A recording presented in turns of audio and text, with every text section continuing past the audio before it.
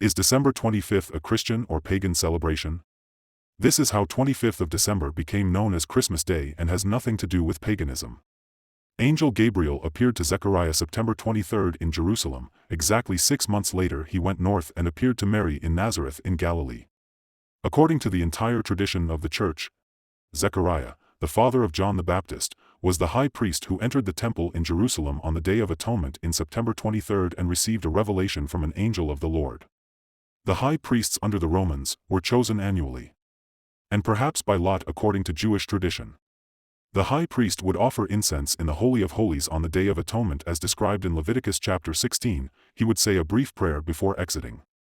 He should not make the prayer long so as to frighten Israel. Mishnah, Yoma 5.1. If the high priest was to die inside, his body could not be recovered as it was forbidden for anyone other than the high priest to enter into the Holy of Holies. Therefore, the prayer of the priest needed to be brief. So, when Zechariah exited the Holy of Holies and the holy place in late fashion, the people waiting outside were worried. The angel of God appeared before Zechariah while he was offering the incense. When Zechariah saw Gabriel, he was troubled and fear fell upon him. This was a natural reaction from Zechariah, as any activity out of the ordinary in the Holy of Holies and the holy place may have spelled death for the high priest. But the angel assured him to not be afraid, and that his prayer this prayer was for the remission of the sins of the people had been answered.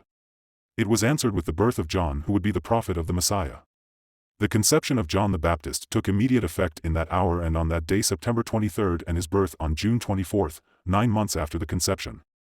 Since the Gospel of Luke tells us that Jesus was conceived 6 months after John was conceived, the Church celebrates the Annunciation to the Virgin Mary on March 25 and the birth of Christ 9 months later on December 25.